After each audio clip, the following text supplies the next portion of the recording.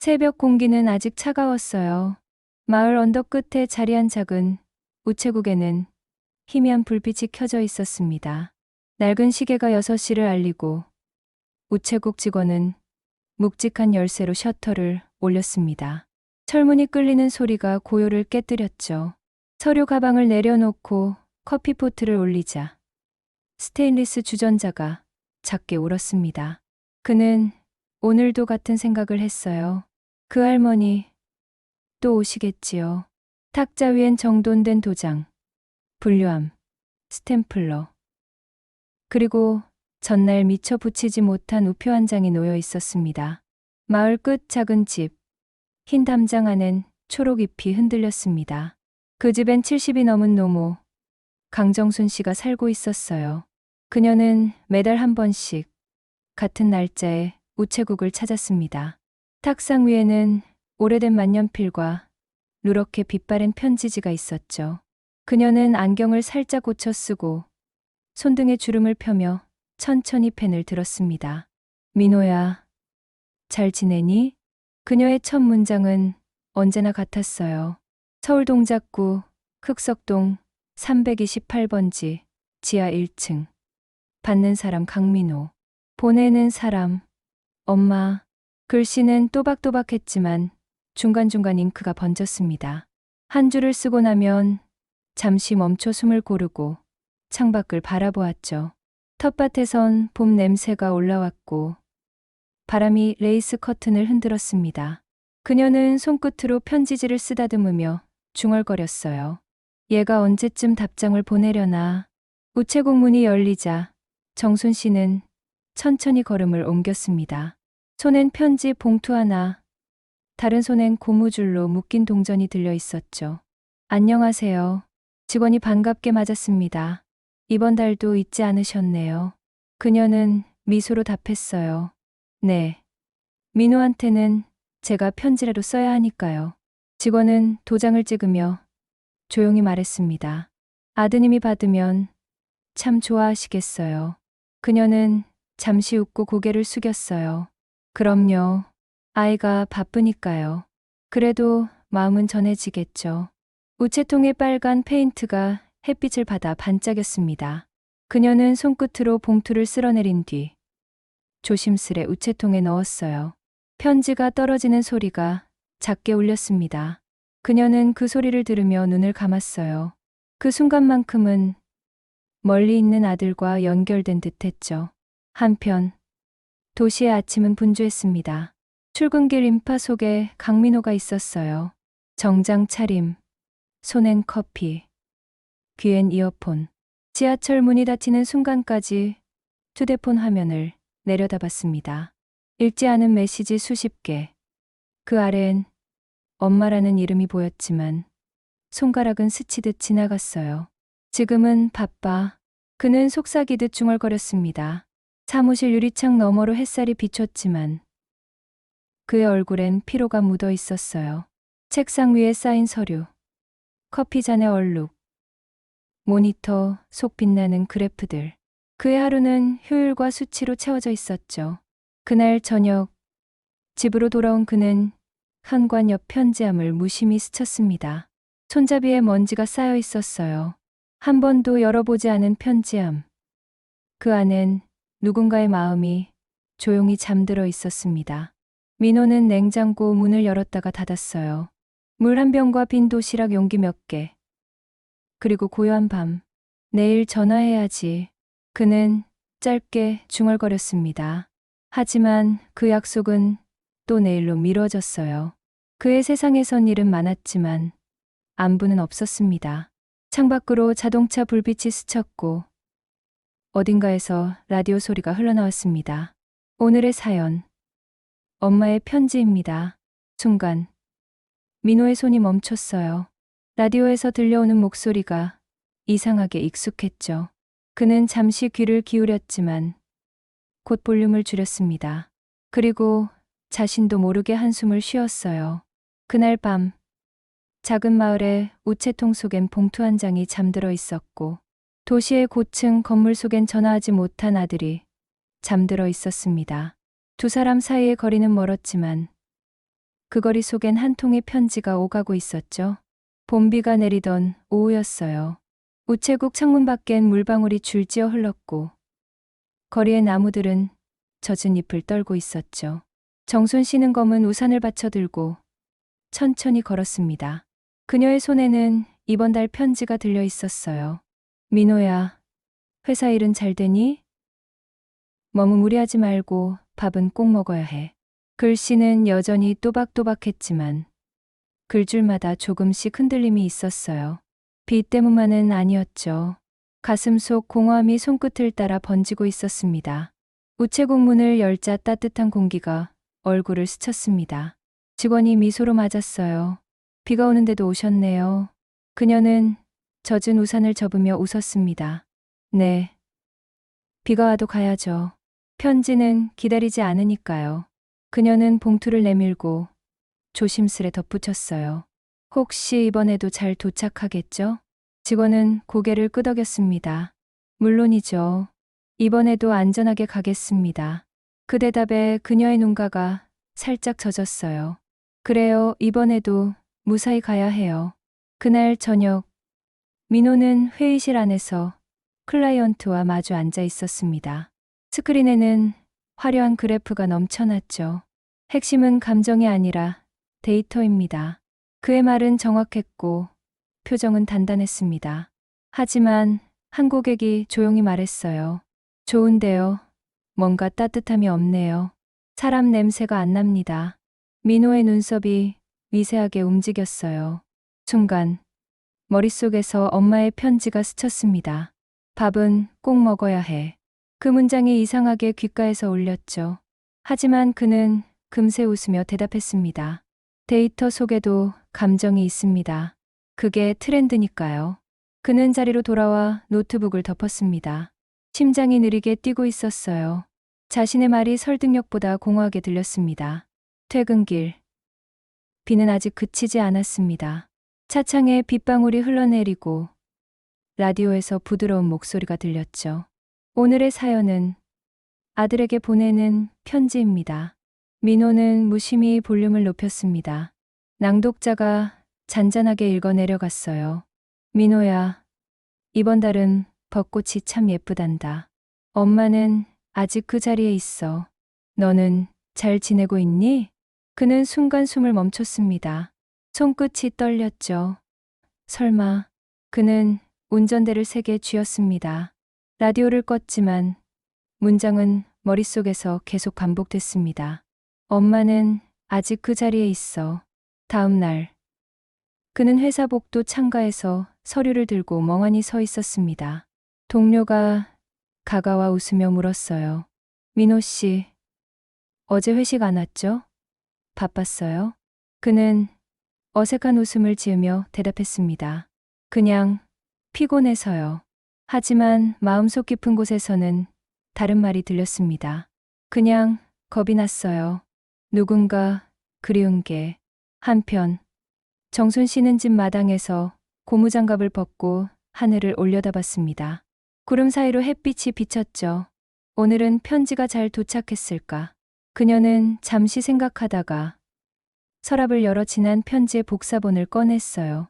한 장, 또 한 장. 날짜가 꼬박 한 달씩 간격을 두고 있었습니다.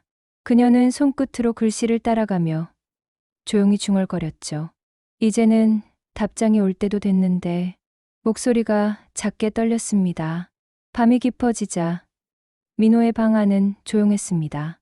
컴퓨터 모니터만 희미하게 켜져 있었죠. 메일함에는 숫자 알림이 수십 개 떠 있었지만 그는 클릭하지 않았습니다. 대신 눈앞엔 편지지가 있는 듯한 착각이 들었어요.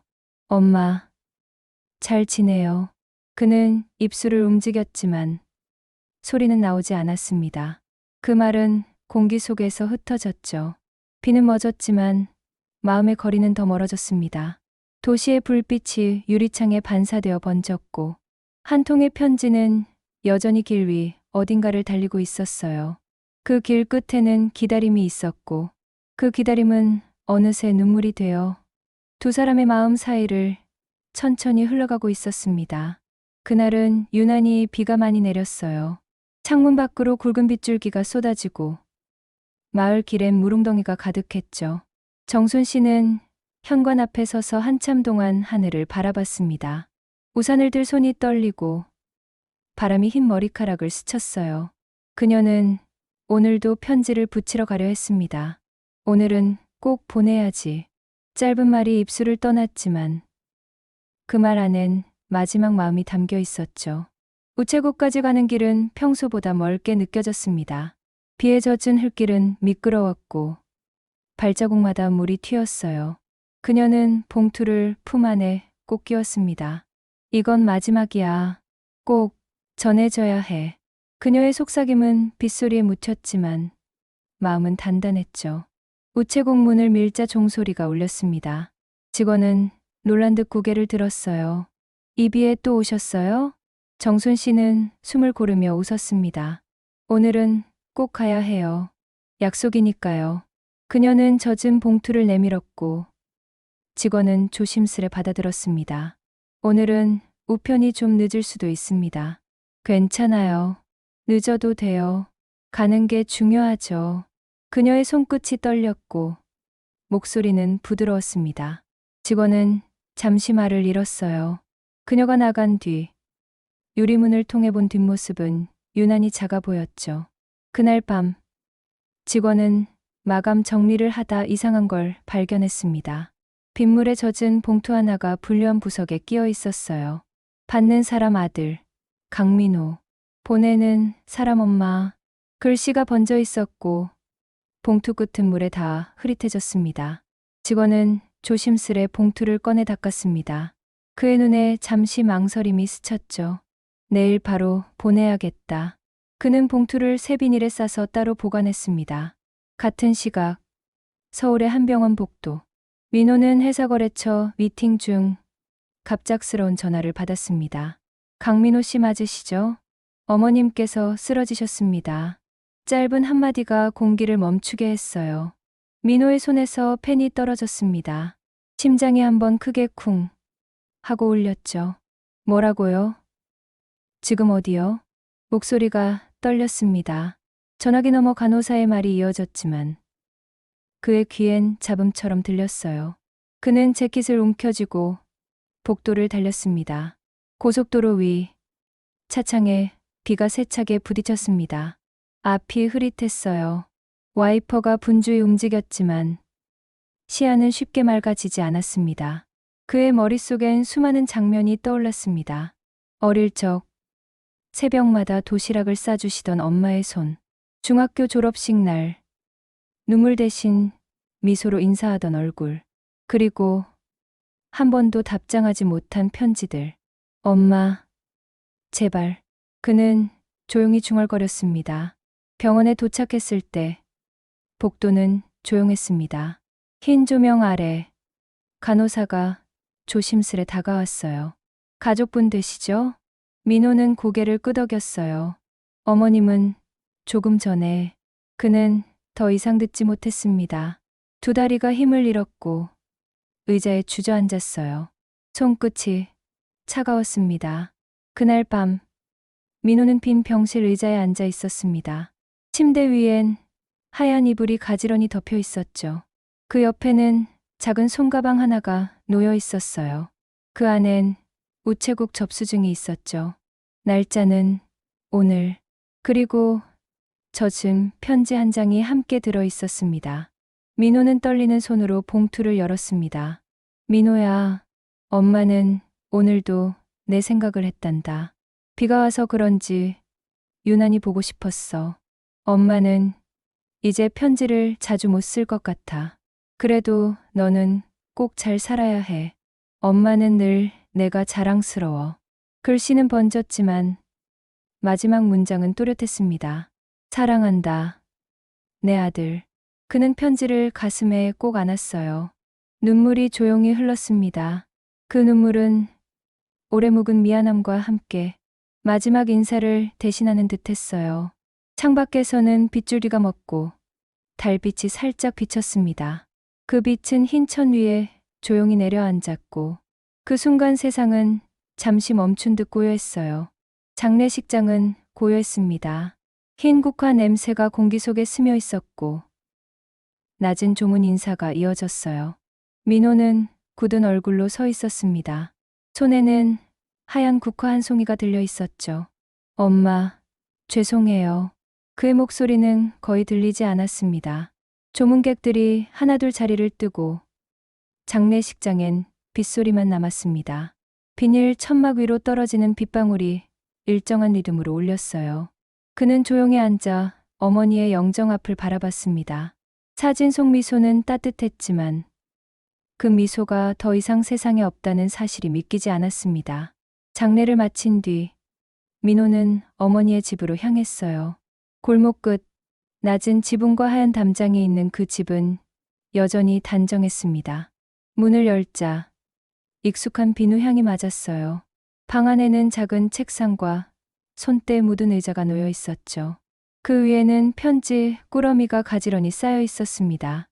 날짜가 적힌 봉투들, 그리고 한쪽엔 보내지 못한 편지라고 적힌 노트가 놓여 있었어요.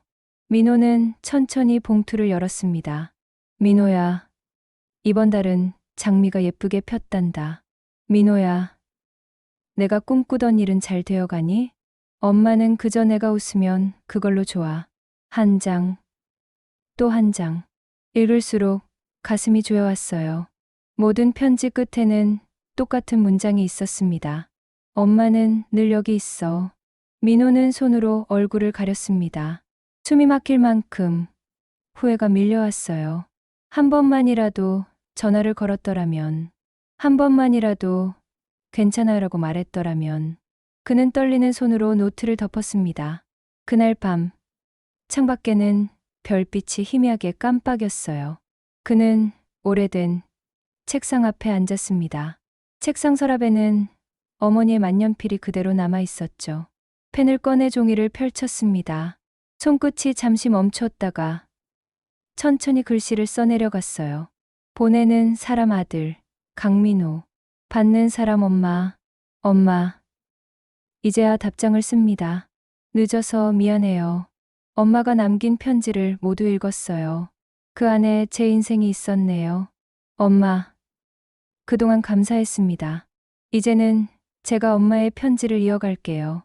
글씨가 번지지 않도록 그는 조심히 펜을 내려놓았습니다. 손끝에 잉크 냄새가 남았어요.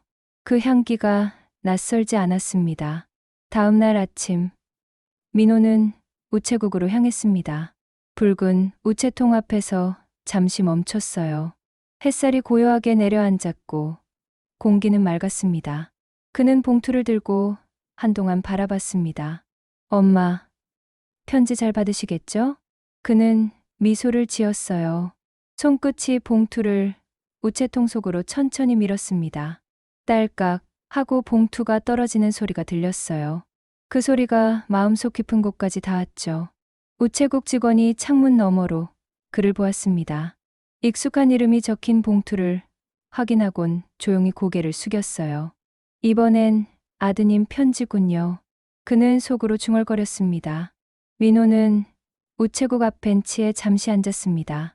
바람이 부드럽게 불었고 파란 하늘 위엔 흰 구름이 천천히 흘렀어요. 주머니 속에서 어머니의 마지막 편지를 꺼냈습니다. 손끝으로 글씨를 천천히 따라 읽었습니다. 엄마는 늘 내가 자랑스러워. 그 문장이 마음속에서 잔잔하게 울렸습니다. 그는 하늘을 올려다보며 조용히 말했어요. 이제야 알겠어요, 엄마. 사랑한다는 말은 기다림이었네요. 그의 목소리는 바람에 섞여 사라졌습니다. 하지만 그날 그 우체통 속엔 처음이자 마지막으로 서로의 마음이 닿은 편지 한 통이 들어 있었습니다. 시간은 어느새 몇 달이 흘렀어요. 봄비가 지나가고 마을 언덕엔 새풀이 자랐습니다. 우체국 앞의 빨간 우체통은 여전히 그 자리에 있었죠. 오래된 페인트는 조금 벗겨졌지만 햇빛을 받으며 반짝였어요. 그 우체통은 이제 더 이상 외롭지 않았습니다. 가끔씩 한 남자가 찾아왔거든요. 회색 정장을 입은 그는 우체통 앞에 서서 잠시 하늘을 올려다봤습니다.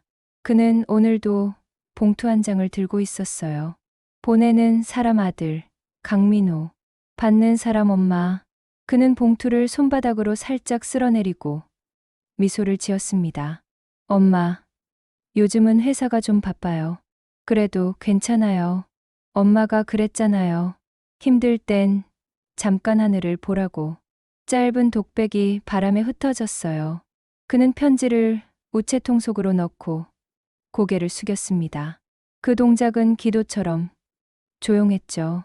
우체국 직원은 창문 너머로 그 모습을 지켜봤습니다.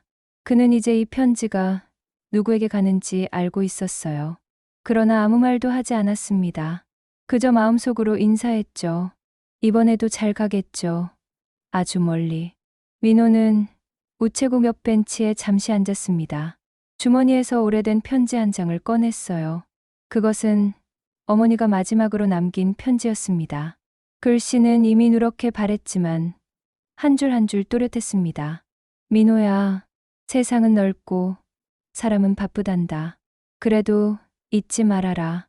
사랑은 멀리 있어도 닿는 거란다. 그 문장을 읽을 때마다 가슴 어딘가가 따뜻해졌어요. 그 보험은 마치 봄 햇살처럼 부드러웠습니다. 그날 오후 그는 집으로 돌아와 창가에 앉았습니다. 창문 밖에는 고양이 한 마리가 해바라기를 하고 있었어요. 빨래가 바람에 살짝 흔들렸고 라디오에서 잔잔한 음악이 흘러나왔습니다. 그는 커피를 한 모금 마시며 미소 지었어요. 엄마, 이제 알겠어요. 당신의 편지는 사랑이었네요. 그는 스스로에게 속삭였습니다. 편지 한 위에는 새 봉투가 한 장 더 놓여 있었어요. 그는 그 안에 또 다른 마음을 담았습니다. 이번엔 어머니에게가 아니라 자신에게 쓰는 편지였죠. 민호야, 이제는 후회보다 감사로 살아가자. 사람을 잃은 자리는 슬픔이 아니라 사랑이 남는 자리다. 엄마가 그랬던 것처럼 너도 누군가의 마음의 편지가 되어라. 그는 펜을 놓고 고개를 들어 하늘을 봤습니다. 구름 사이로 빛이 흘렀고 바람이 잔잔하게 불었어요. 그 바람이 어딘가에서 들려오는 듯했죠. 그래, 잘 지내고 있구나, 내 아들아. 그는 천천히 눈을 감았습니다. 저녁이 가까워지자 마을 전체가 황금빛으로 물들었습니다. 논길 위에서는 아이들이 뛰놀았고 어딘가에서 강아지가 짖었어요. 민호는 마당에 서서 하늘로 손을 흔들었습니다. 그 손짓은 누군가에게 보내는 인사처럼 따뜻했죠.